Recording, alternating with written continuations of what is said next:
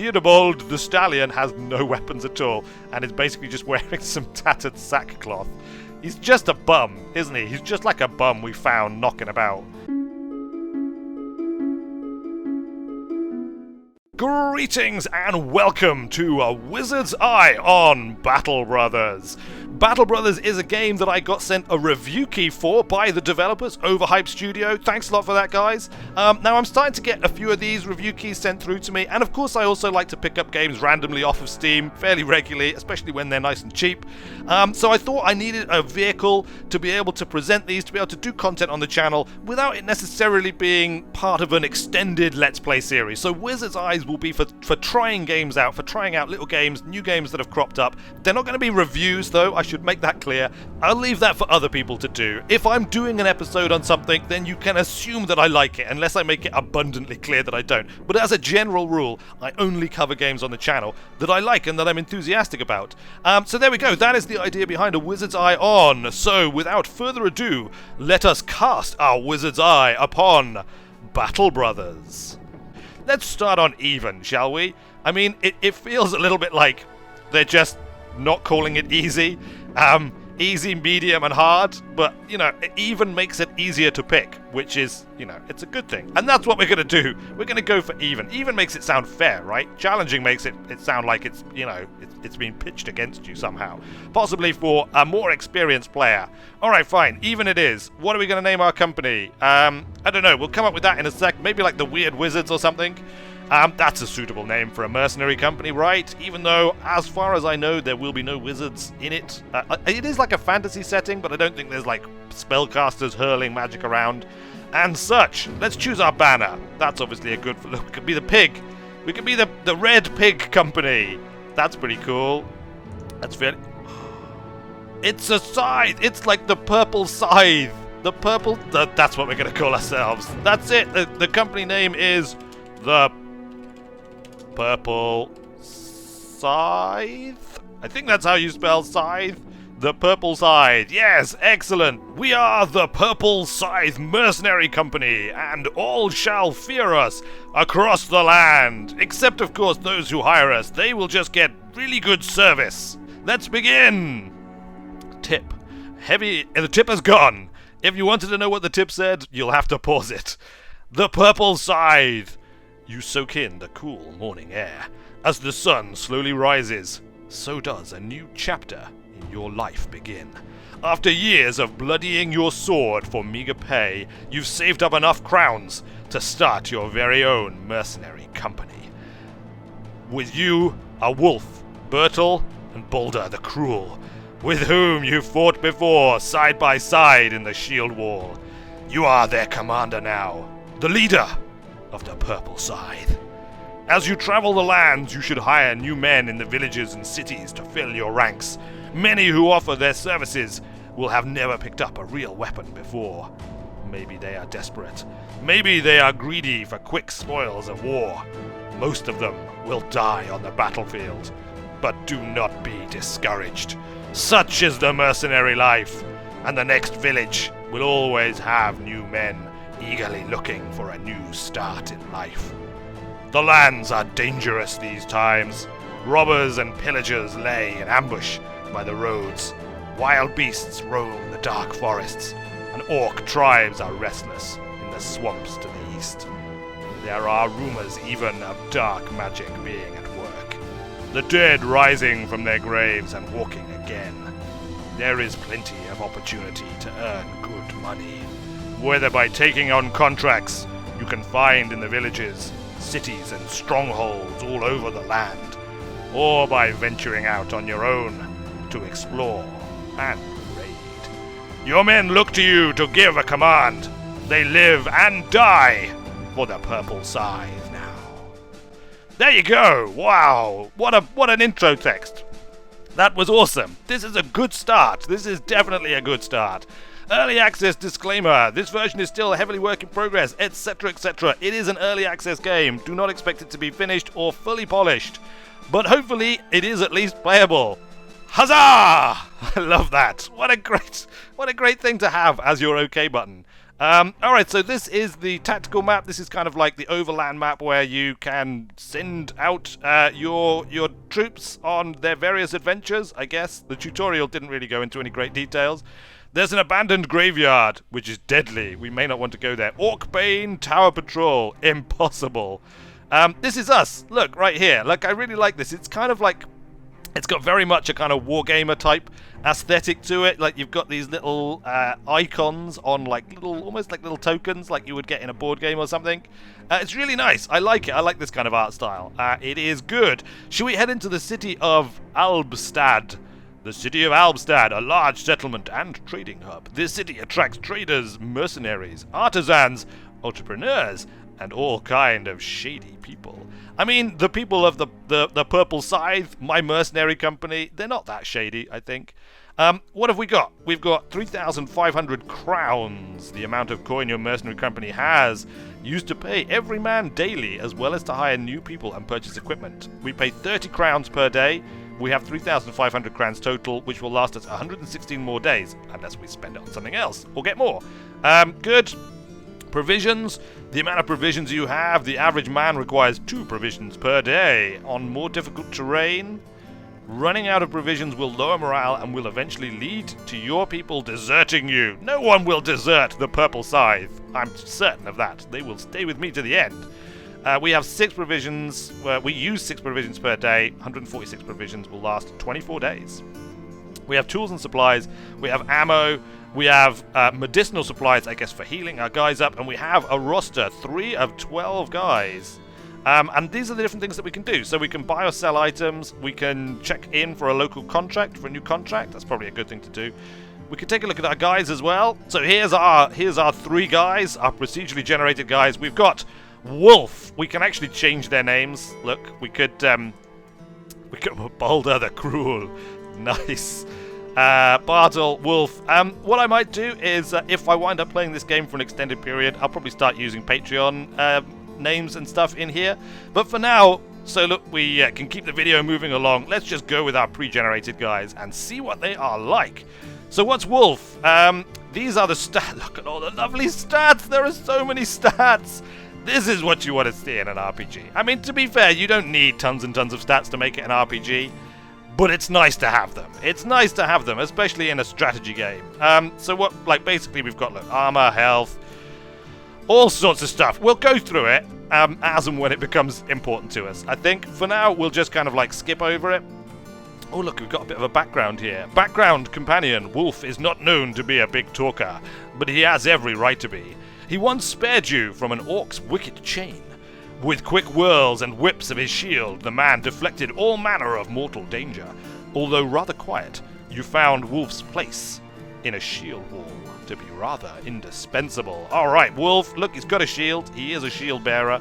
Does he have... He's sure-footed? Sure-footing makes it hard to catch this character off balance and land a hit. Plus 5 melee defense. Death Wish. I'm not dead yet. The character doesn't care about receiving injuries and will fight on regardless. Ah, nice. Wolf, you're like the man. He's got the shield wall, he's got knockback, he's got spear wall and thrust. These are all his abilities. And he's a shield bearer with a full Akaton cap, a large padded cloth cap covering the neck. Well, okay, fine. Then we've got Bertil. Let's take a look at Bertil's companion background. Brooding and at times suicidal, it's no surprise that Bertil is frequently found diving into the battle with nothing more than a large two-hander, seemingly unstoppable at times. You are glad to have a man at your side. Have the man at your side. He'll use any weapon you give him, but Bertil has a proclivity towards those that can make calamitous ruin out of a man's body. Nice turn of phrase. I like it. He has split shield, rounding swing, and split man. Ooh, that sounds nasty. A slow overhead attack performed with full force to split a target in 2 from top to bottom. Has enough force that it always hits both head and body for additional damage. Wow, that's just mental. Mental, I tell you. He uses his large woodcutter's axe, a two-handed axe that bears down heavy with every swing.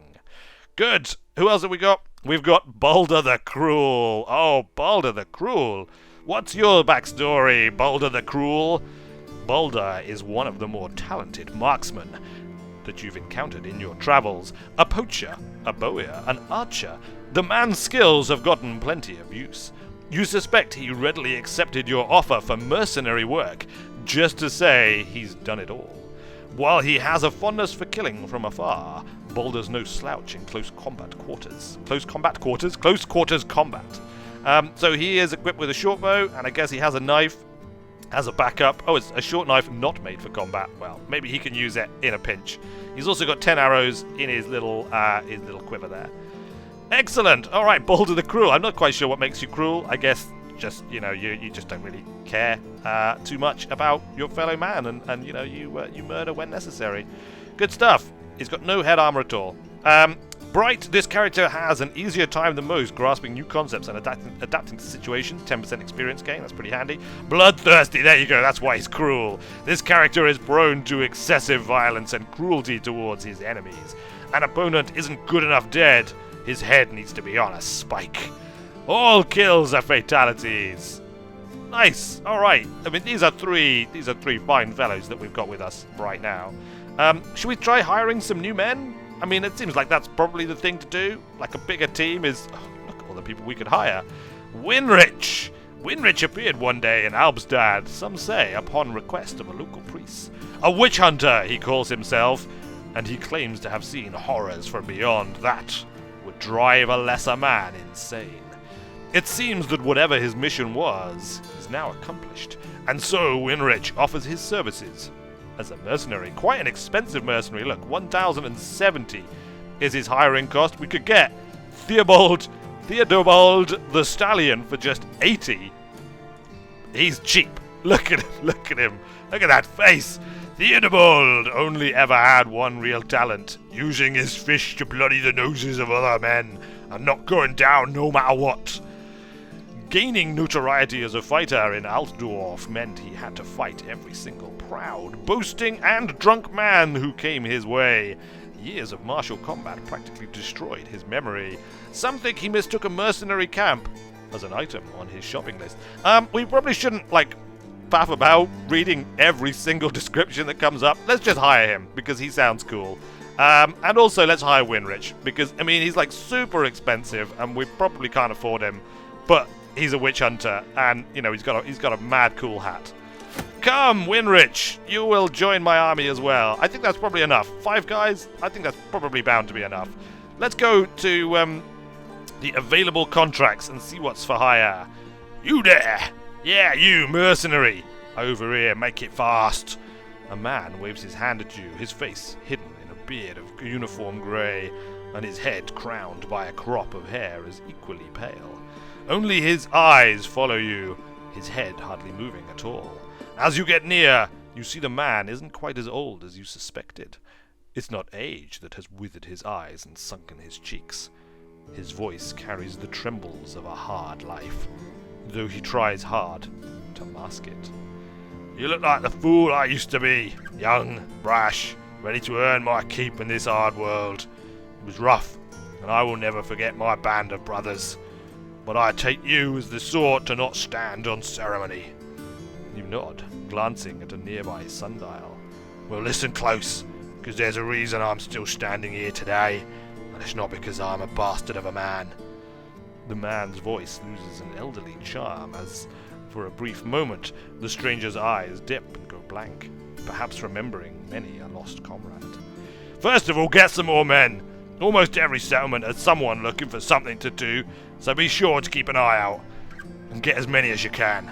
But not so many as you can't support them. No matter who it is or where he comes from, damn near every man needs 2 things in life, food and crayons, and the latter is usually used to buy the former. Let me tell you something, and you listen close, alright? You take a stand against a nearby wall, jacking a boot against it, and lending the man a good ear. He talks with learned passion, an education by fire, where the tests came first and the lessons later. It is now you see the scars that stretch up over the lid of the cloak's neckline, appearing briefly with every word as the man instructs you. The unit's cohesion is only a few meals thick, You get out there without food or pay, and you'll be standing by yourself before long. Understand? You'll find power in numbers, sure. Just make sure those numbers are happy. The stranger rolls up his sleeves as though he's getting a little hot talking about this. You notice a horrific scar circling all the way around his forearm. It appears he is lucky to still have the hand, though the hand itself apparently without 2 fingers. Secondly, go to the market and get some supplies, weapons and armor. Take some shields if you can. In my day, a good shield was often worth as much as a man himself. My day is your day. It's the next man's day, so get some shields. At the very least, it'll keep some men alive when those poor sods wouldn't stand a chance otherwise. And some men do better with certain weapons too. Pay attention to their skills. Don't be giving a squat man a giant sword he can hardly swing. Don't waste good graces on a tough man's utter savagery while leaving him in the back with a bow. He focuses his eyes on you as his voice lowers. And now, for the part you really want to know about. Earning some crowns. Every mercenary just wants some coin, but you only get that through hard work. Most towns round here will have something for you to do. It actually saddens me how little my experiences help to change that. But I guess that leaves something for you. Fulfilling a contract or two will keep your men fed and their pockets full. So always be on the lookout for a good payday.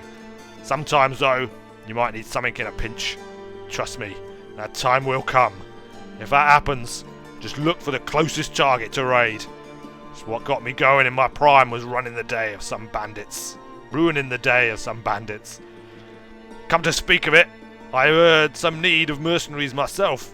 Yep, that's right, son. I'm more used to you than just being an old rambling man. There's a bandit hideout just outside Alpstad. Those lowlifes have been robbing the travellers around here, and I'm too old to do much about it other than get mad, which ain't good for me heart. The city council put a bounty on their heads, and I'm representing the search for an answer. You think you're it? Don't look too proud yet. The bastards have put an end to their ill ways, and I will hang the reward of 500 crowns to you personally. Hell, consider it a passing of the torch if you want. Sound good? The man straightens his back with unhinted speed. He throws his hands wide. What are you waiting for? A mercenary should never waste time. The world don't pay you to stand around. The world pays you to go and do things they ain't comfortable doing. Now go out and do what you're paid for. Objectives. Raise the bandit Objectives. Raise the bandit hideout. Return to the city of Albstad. I will earn these crowns. I will earn myself these crowns. This is not the kind of work I'm looking for. And I shall earn myself these crowns. Old man. Perhaps I need more men even than the 2 that I hired. Shall we hire a few more? We'll just go for some cheapies, shall we? Look, Volker. Working on it. Working on and off. Volker is known as a day tailor. Day tailor? Someone to ask whenever an extra hand is needed. There was little work to be had these past weeks, so a travelling mercenary company seemed a good opportunity to earn some coin. Fine, in you come! You're cheap. You only cost 6 coins a day. Erhard the Humble. Once mistaken for a prophet, Erhard escaped the religious hordes by disappearing into a vocation sheep herding. But he could not escape the masculinity his father expected of him, and one day put down his walking stick to seek out a manlier vocation. I think shepherding is perfectly manly, if you ask me. Anyway, while hardly a fighter, the man knows how to keep a tight formation. Alright, fine. In you come as well. Should we hire someone else? I mean, how many have we got now? We've got 7 of 12. We could go all the way to the full 12.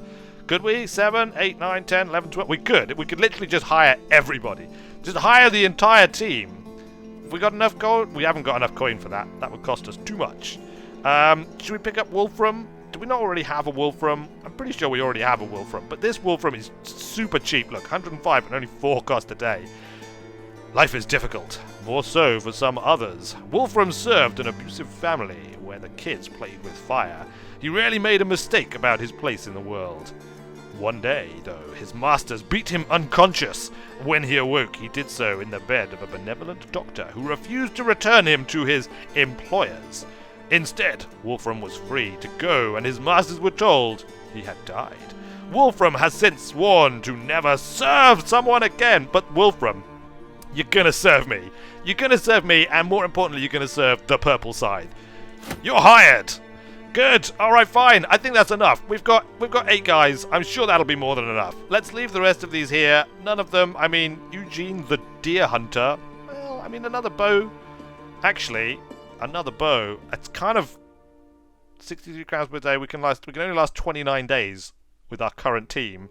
We add another 10 crowns to that. We might struggle. So we're not going to hire you, Eugene the Deer Hunter, as much as I like the cut of your jib, or Ulrich the Murderer, as much as I don't like the cut of his jib. Let's just leave. We're going to take 8 guys in. We've also got to buy and sell some equipment, haven't we? Do they actually come with any equipment, do you think? All these new guys. Oh, yeah, look, they do. This guy's got like a crossbow. Oh, look at the Witch Hunter. Witch Hunter General. He's got a crossbow, and he's got a Scramasax, a long knife with a one-sided blade used for slashing and hacking. He's bright and fat.